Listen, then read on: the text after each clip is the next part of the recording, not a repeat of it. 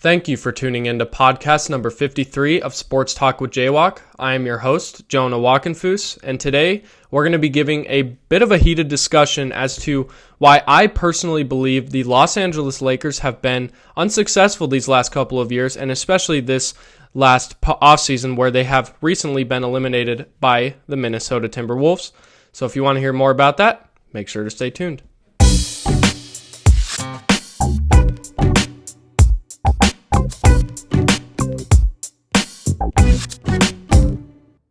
Once again, thank you for tuning in to podcast number 53 of Sports Talk with JWock.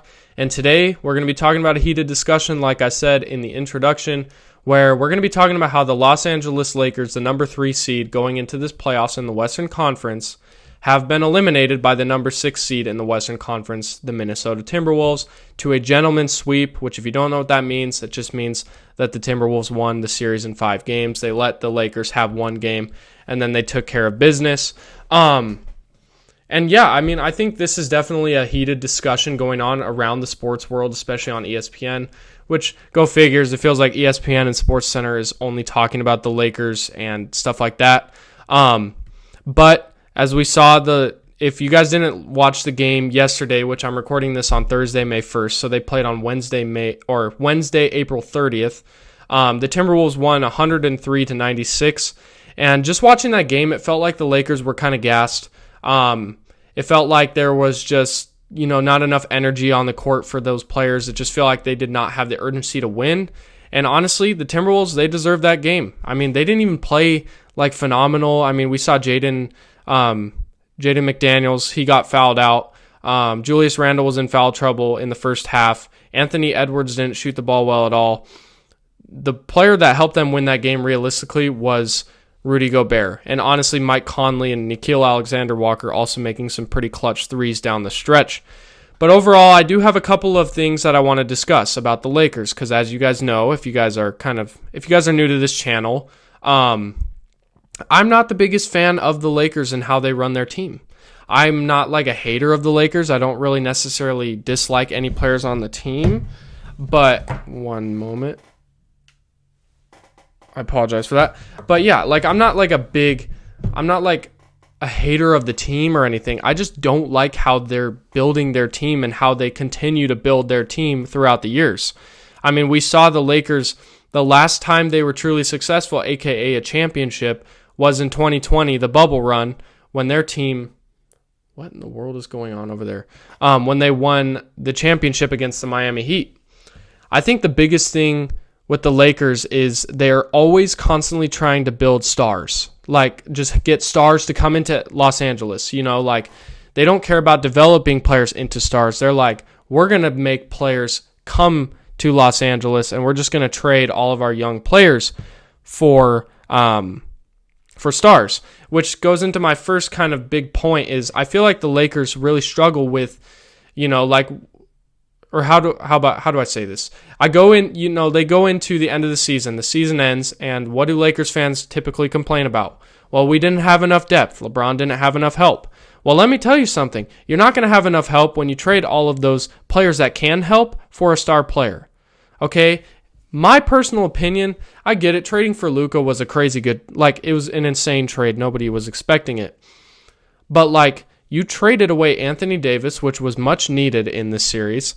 And you traded away Max Christie as well, which is a player that could have been a good solid depth piece for your team, along with trading a first-round pick, which could be used for the future to help you not just now, but also in the future. So I think the Lakers, especially Lakers fans, specifically need to know this. You're not going to get good depth players if you're paying majority of your money to star players like LeBron, Luka. Reeves is on a pretty favorable contract, so I can't really say that. But with those 2 players, you're already going to be down a lot in salary cap. And with the new apron rules, it's going to limit you even more. So if you're the Lakers, in my opinion, I think you maybe try to move on from LeBron, via trade. Now, is a team going to be willing to trade for a 40-year-old LeBron? Not many years left in his contract. It's kind of up in the air. I feel like a team might go for it. It just might not be the package the Lakers want. But I think it's just time to move on from him and move towards more of a this is Luka's team now, and I think that's already kind of the narrative, but like, it's time to move on from LeBron. It's time to move on from him. I mean, clearly, it worked. They won a championship once in the bubble, but ever since, now that, the new rules are going in with the NBA and newer, younger players are kind of emerging into stardom, the Lakers, specifically with LeBron, have not been very relevant. I mean, they've been the team that, they could get up in the high seed, they could get exciting at times, but they never get the job done, which is all that really matters at the end of the day, in my opinion. So if I'm the Lakers, I'm going to try to move on from him. I wouldn't try to trade Austin Reeves. I know it sounds crazy. I know Austin Reeves was not good in the playoffs, but in my opinion, he's still a young, solid player. He still has a lot of talent. He still has a lot of room and growth for improvement. Why not keep him? And if you do trade him, make sure that you get a very solid package. But the problem is did this playoffs affect his trade value? It might have a little bit. It may not have like drastically or anything, but I still think you get something solid out of it. But I would just keep him. Keep him and have Luka run the team for the future to come. Trade LeBron, see if you could get maybe a first-round pick. It probably won't be, like unprotected. It'll probably be some heavily protected pick. But still, go for it. Trade him to Golden State. Golden State could give you some salary filler, along with maybe like Kuminga, since he's a young player. That might intrigue the Lakers to get the deal done. And then the Lakers, boom, they got a new young core of like Luka, Kuminga, and Reeves. I wouldn't mind that. But anyways, that's one of the big things. I think the Lakers need to just kind of slow down. Like, I get it. You want to have fans come into the stadium and buy tickets for you and stuff because they want the Lakers ownership wants Lakers fans to be able to go, hey, like our team's going to be able to compete every single year. And that's great. You have Luka on your team now. You're not going to be you shouldn't be worried about that anymore. And you had LeBron on your team anyways. You shouldn't be worried about that. It's time to build a core that can continue to play together for years to come. Obviously Anthony Davis and LeBron was starting to die out. I understand that. So moving on from him for Luka was great. But now it might be time to move on from LeBron and let this go, hey, it's Luka time. But anyways, let me know your guys' thoughts on that. But let's talk about this year specifically as well. Just based off of like how they performed in the playoffs against the Timberwolves. First off, I just want to say congratulations to the Timberwolves. Like Anthony Edwards balled out. Rudy Gobert with a, I believe, 27-point, 24-rebound Game 5, which was unbelievable and the reason why they won that game and the series overall. So congratulations to the Timberwolves for moving on. But the Lakers definitely had some problems going into this series. First off, I think they overlooked the Timberwolves, or underlooked, I guess you could say, where I feel like they kind of thought this might have been a cakewalk. And Anthony Edwards, yeah, he's good, but like he's not that good. And then like Julius Randle, I think they all just kind of thought that stuff, but they got a big smack in the face, and now they're sitting in Cancun drinking coconut water on the side of a pool or whatever you want to say. Like the Lakers are no longer in the playoffs because I think they overlooked or underlooked, I guess. I don't know which is the best way to say it. The Timberwolves. I also do think the Lakers had some problems with themselves. I think this year specifically, the coaching was very off with rotations when it comes to the playoffs. I think JJ Redick, obviously, you got to cut him some slack. This is his first year coaching as an NBA coach. But still, that's no excuse. I think he really struggled with his rotations, especially in Game 5. When they very much needed him. Jackson Hayes was irrelevant. He wasn't playing at all. JJ Redick already made it like a decision that he's not going to play him all game, which in my opinion, I don't care if you make that decision. If you're seeing Gobert just constantly getting offensive rebounds and just dominating the paint, put him out there. I don't care if you said that earlier about like, oh, we should, we're going to sit him all game. Cool. At the end of the game, when you put Hayes in, and that could potentially help you save your season, why not just go, hey, I made a mistake. I said I wasn't going to play Hayes, but I had to, and it ended up helping us win. I bet you Jackson Hayes, like his confidence is diminished now.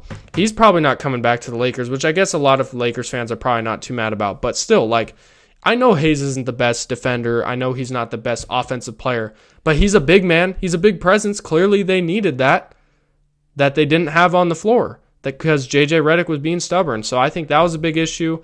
And also the Lakers struggled with shooting, and there was a shooter on the bench who you were going to trade in the trade deadline. They basically did have the deal done, and then the trade got resigned.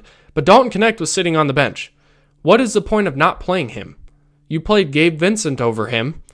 So I don't understand that. I mean, I think Dalton Knecht would have been a pretty good deciding factor as to helping this team. I mean, we saw Eric Spoelstra. I know they just got absolutely demolished by the Cavs in the first series, but he was talking about how Khalil Ware playing in the playoffs has been crucial for him because it's very important experience, especially for a rookie, to be able to learn more about that and be able to improve his own game knowing, hey, I got to adjust my game to the physicality of the playoffs. Dalton Knecht could have really used that. Now he still doesn't really have that experience. So I'm very curious to see what the Lakers are going to be doing with Dalton Knecht this offseason, especially since they were willing to move on from him for Mark Williams. I could see them trying to move on from him still, and I've heard some rumors that the Lakers are actually trying to potentially package a deal to get Walker Kessler in this offseason. So if that's the case, we might be seeing Dalton Knecht get moved. But overall, Lakers, here's my things. Here's just the things you got to do that I personally think will help you in the future. Stop trying to trade for stars and start building a core. Okay, start building that core to where you can go, okay, these guys are going to be the main pieces to our team, and then we're going to build some rotational pieces. We're going to get into some players that are going to be good for depth, right? Do that most importantly, and also make sure you got the right coach. I think JJ Redick still is a good coach. I still think it's going to take him a little bit of time. I think he's going to learn from these mistakes this next season. But overall, you got to make sure you got the right coaching staff. And I don't know, I feel like this Lakers team is definitely going to struggle for a little bit. I think it's time to move on from LeBron, especially since with LeBron and Luka, I still don't think that team's better than the Oklahoma City Thunder. So you might as well just move on from LeBron before he retires. Get something for him, right?